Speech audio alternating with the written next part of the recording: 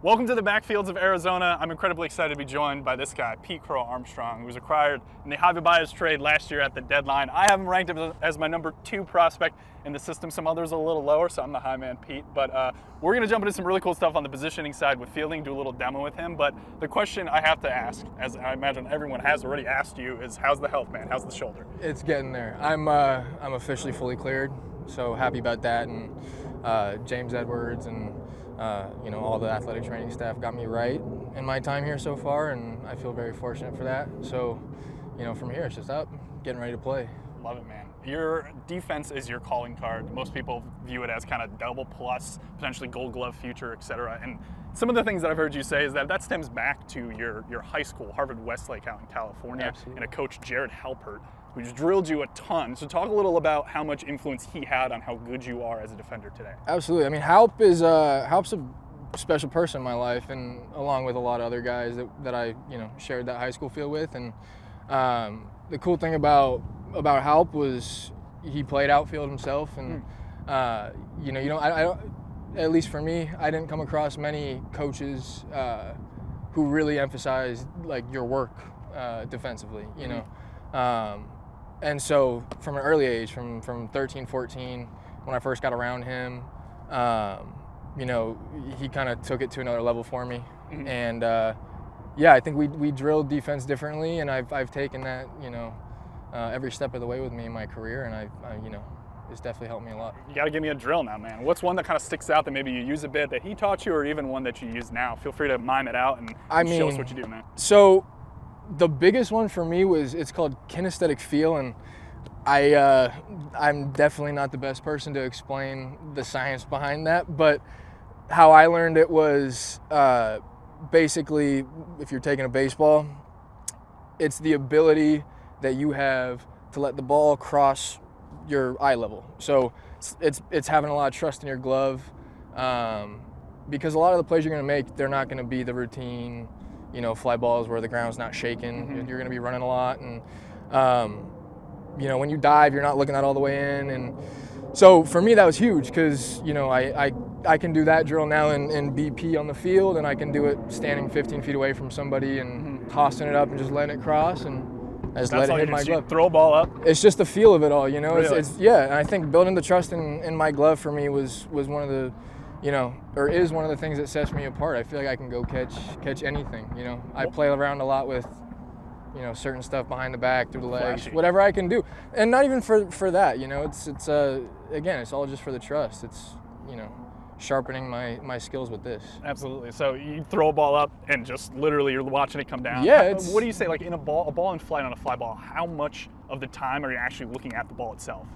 Oh, it depends. I mean, because as an outfielder, you know where you're positioned, and hopefully you know where your other two are as well. So a lot of the time, you're going to be finding the fence. A lot of the time, you kind of just, as an outfielder, how far you're going to need to run to go catch that ball. So, I'd say I'm looking at the ball a lot, but it's when that ball gets closer to you and you're either trying to slow down or you're either, gearing up to dive. That's when it gets a little tougher. Gotcha. So that's when that trust really comes into play for me. So let's dig into some specific stuff. I want to talk, let's talk bottom up. So let's start with your feet. Can you show us, when you're getting ready, every single pitch, where's your pressure on your feet?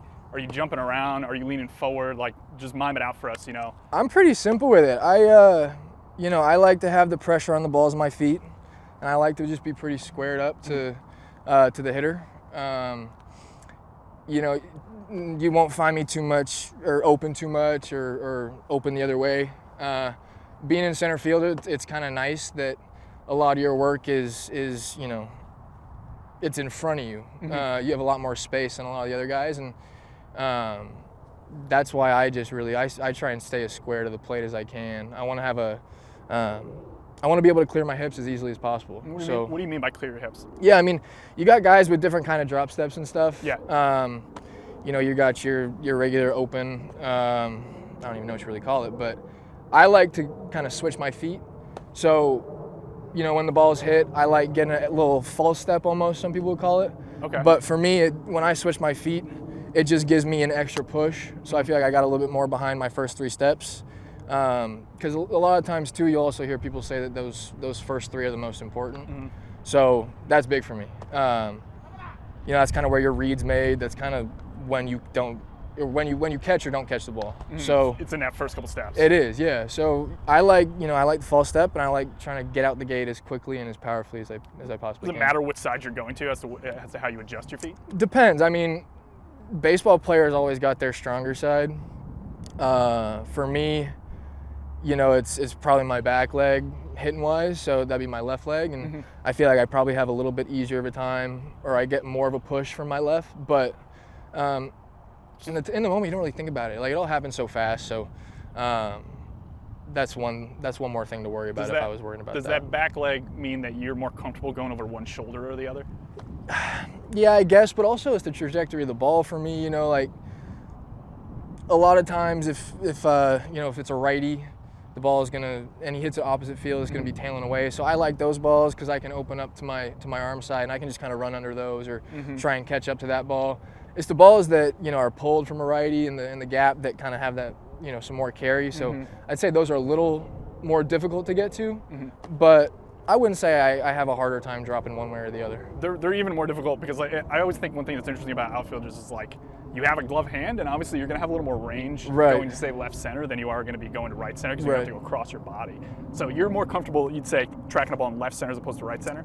I don't know. I think honestly, man, it all depends on the day. It all depends on the day. I understand. Yeah. How about you mentioned earlier about your head.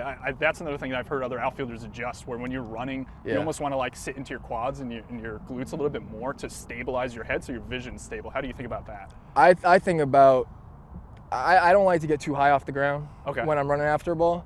There'll be the balls where you're in, you know, full stride and you are, I mean, it's shaking a little bit. Yeah. But trying to stay light on my feet, going back to it. But yeah, the head movement's a little tough sometimes, you know, mixed with the sky, mixed with the sun, the clouds. But yeah, that's why you really emphasize, like, the easy steps, light feet, striding it out. The topic you mentioned earlier about kinesthetic field, there's this idea of a big word here is proprioception, right? Your awareness of your body in space. I know you know this, don't give me that. So what does that mean to you? You know, we were talking earlier, you're into mindfulness and everything. I imagine that contributes to your ability to understand where you are in the outfield. Totally. I think, again, I think I could speak for a lot of outfielders. I think we all kind of have a sense of where we're at. We're just used to it because, again, we got more space to cover than the infielders. Yeah. And you know, for me, I think a lot of it happens ahead of time. Like, when I get out to my position, I count out, you know, depending on the cuts in the grass, like, I'll count out how many cuts I have to the wall, how many steps I have in each cut, like, just interesting things. And I think you always have that little voice in the back of your head that's like, hey, you're getting close to the wall. You can always kind of feel it. Yeah. You know, until you can't. But yeah, I think every outfielder's got that kind of spatial awareness. And I think you got to be able to tune everything out. You got to tune out the noise. Sometimes you even got to tune out your fellow outfielder if you have to. But yeah, I mean, actually, that's another thing is you got your guys talking to you too. So that always makes it a little easier. They definitely help with the spatial awareness, but I think everybody's got it that plays outfield. How long does it take you to be comfortable with somebody you're playing with in the outfield? I think relatively quickly. You know, you can kind of hit the nail on the head with the communication right away. I remember I was talking to Zach Davis and Bradley Beasley the other day, and I was like, hey, like, how do you guys communicate in the outfield? Because people got their different lingo, and you know, just in terms of talking to a guy when he's going back towards the wall, you know, ball, or I got it. You got your wall, you got your space, you got room, you got your track, whatever that may be. I feel like once you get that down, it becomes pretty easy to play around guys that are newer to you. But yeah, I mean, especially now, our Cubs outfielders definitely have gelled really well. It's a good outfield group we got for sure. Good stuff. We'll close this out very simply, man. You got a cool quote on your glove. I got "Be Where Your Feet Are" on here, and that's something that's helped me for a little while now. You know, it relates to the mindfulness idea that I kind of carry with me, and helps me stay present. You know, and I think as a baseball player, it's a big one to use. You kind of have to stay present. It's a long game. It's a long season, and you know, your innings turn long. So for me, it's a mix of enjoying my time out in the outfield, knowing where I'm at, knowing the situation. It's all little things, you know. However I look at it in the moment, it means something else. So Yeah, that's what I got on that. Really appreciate your time, Pete. We're really course. excited to see you fly through the Cup system, man. Thank you. Appreciate you.